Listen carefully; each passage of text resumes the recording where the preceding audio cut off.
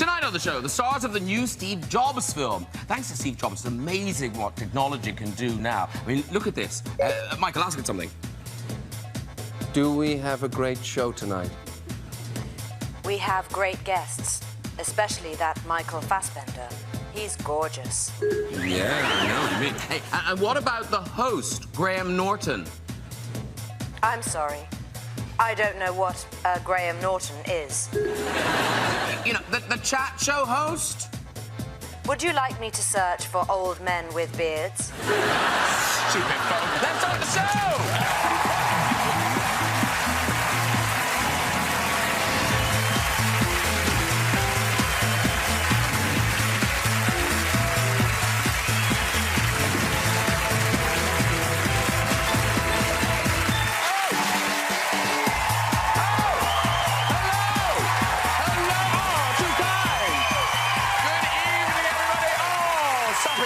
Good evening and welcome. Great lineup for you tonight. And hey, there's bound to be some computer talk. And you know, the modern computer has so many uses. We use it for knowledge, news, banking. Mainly, though, we use it for looking at pictures like this. It's true. You won't believe what happened next. But Steve Jobs, what a genius. Now, here he is launching Apple's revolutionary new phone.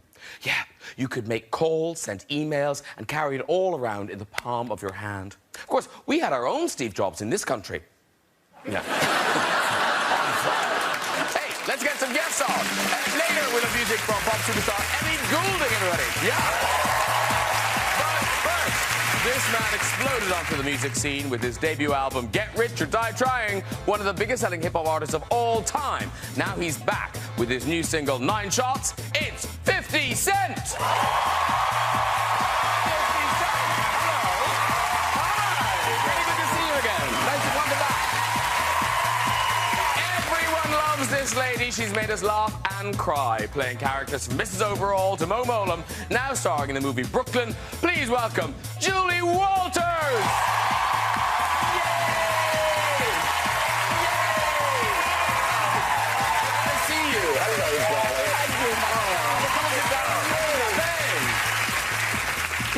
One of Hollywood's hottest properties after a string of standout performances in Shame, Inglourious Basterds, X-Men, and Oscar-nominated in 12 Years a Slave. Now starring as Steve Jobs, it's Michael Fassbender! Yeah!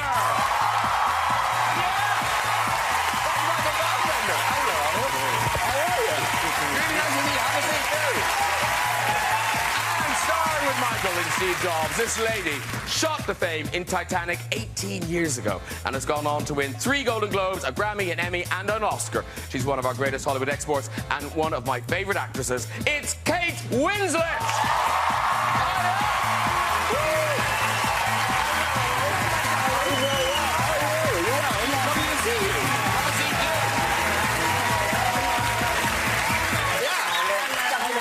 Oh, look at that, all meeting and greeting.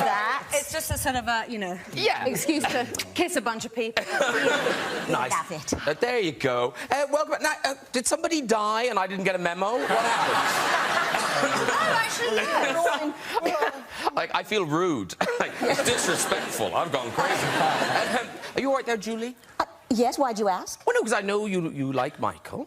I beg your pardon. You're a fan of Michael's, aren't you? I think Michael is a very nice person. Yes. And have you met 50 Cent before? Yes, of course, I'm a huge fan. Okay. If I had to force you, Julie, what would you say is your favourite 50 Cent record of all time? Okay, well, love the first album. Get Rich. Yeah, Get Rich, Die Trying. Good. Absolutely loved Massacre. Yeah, we all did. My favourite is In the Club.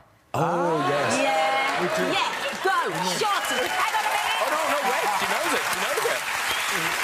I've got to do it very rapid. Because she didn't know. Yeah, you didn't know, did he? So it's, go, shorty, it's your birthday. We're going to party like it's your birthday. Yeah, very good.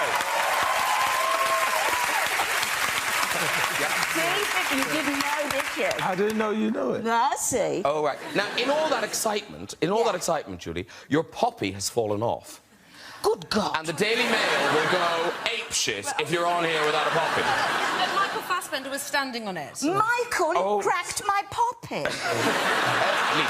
Yeah, back off. It's on. We're good. Now, talking of birthdays, ladies and gentlemen, talking of birthdays, Kate Winslet, you had a... well, not a big birthday, but a milestone Darling, birthday. I'm 40. Oh, you're only as blonde. You'd never believe it. Look at me. You really wouldn't. Oh, yes, you would. Well, you say, oh, you don't look at 40, but you don't, because you're on the cover of Esquire magazine.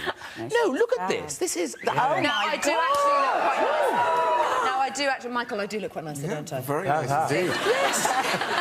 No, you look amazing. Thank you very much. Yeah. Well, good photographer works wonders, bit of hair and makeup. But talking of turning 40, now, rather confusingly, 50 turned 40. Yeah. Very well 50. Don't show my pictures now. No, we're showing your after picture that, because you decided, turned 40, you thought, I'm going to do a magazine cover. Yeah, I said I wasn't going to be fat. No. 40. I didn't want to do that, you know, because I had just finished shooting with the Southpaw film with Jake Gyllenhaal and Forrest Whitaker, and I was, like, cuddly for that one. It's, like, nice and soft. I was playing a promoter while they were playing professional fighters, so it didn't make sense for me to be all, you know, ripped up. And I gave myself the excuse to go get in shape after. And the magazine you chose to appear on was Muscle and Fitness. Check that out. Like that. Definitely do. There are so many 40-year-olds watching this going, it's over. We're done. And now, Michael Fassbender, did you have a big birthday recently? Well, recently in April. April 2nd. Okay, because we found this picture online, and honest to God, we didn't make this picture. Okay. I think we Googled Michael Fassbender and birthday, and I swear to God, this is the picture that came up. That was last April. Happy days! That was horrible. Now, Michael and Kate are here to talk about the biopic Steve Jobs. Now, it opens next Friday, the 13th, directed by Danny Boyle. Now, obviously, Michael, you play Steve Jobs. Now, when we look at you, you don't immediately think, oh, my God, he looks just like Steve Jobs. So were you a bit nervous about going into this? Well, I said to Danny, are you sure you want to hire me? Because, like, you know, exactly that. I said, I don't look anything like the man. And, you know, he's yes, there you go. You really don't. That wasn't a planned thing, you know, because Danny was like, I just want you to get the essence of the man. I'm not interested in lookalikes. We're just, you know, and the audience will deal with that in the first 5 minutes. And I think they do. Audiences are smart enough, and they say, OK, we're not going down that route. But by the time we got to the third act, you know, I was talking to Danny, and I said, you know, I think we should roll out the roll neck and the jeans and give the audience something in the third act, and we got the glasses, and that all happened kind of organically. And Kate, who do you play? OK, so by the way, I just have to say, this film is really fantastic, and Michael is really fantastic in it. Moving on swiftly, I know you hate me doing that, but I have to say it. I play a woman named Joanna Hoffman. I look absolutely nothing like her at all. There's the real. There's the real. That's her now. That's closer to her now. She was the head of marketing for the Macintosh, and she stayed in Steve's life as a friend for a very long time. And in the film, she's very much like his right-hand woman and his work wife. She's a hot-headed Polish Armenian woman, and she arrived complete with accent for the read-through on the first day. That's annoying. No, that was annoying. Shit. God, we were beside ourselves with fear. Because with biopics, often people have a lot, you know, you have a lot of license. But this is such recent history.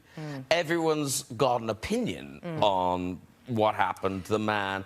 How do you think he fares? Do you think it's fair? Do you think he's let off easy? Do you think it's harsh? Well, it's kind of hard for me to say, because even, like, when I was reading the script and when, you know, Danny was saying, you know, he's being quite difficult here, or, you know, he's not that likable. I just saw somebody who was literally trying to move mountains, you know. I mean, he had a vision from the mid-70s that, you know, we're experiencing now, you know, 35 years later and plus. Yeah. And so trying to drag everybody along to his vision, I think required an awful amount of focus, determination, and drive. And I think perhaps there was a little bit of lack of patience on his part, putting it maybe mildly, but, you know, it took an extraordinary amount of energy to get there. And I think he demanded the very best from people. Well, listen, we've got a clip. This is your character, Kate, confronting Steve Jobs, not as an inventor or an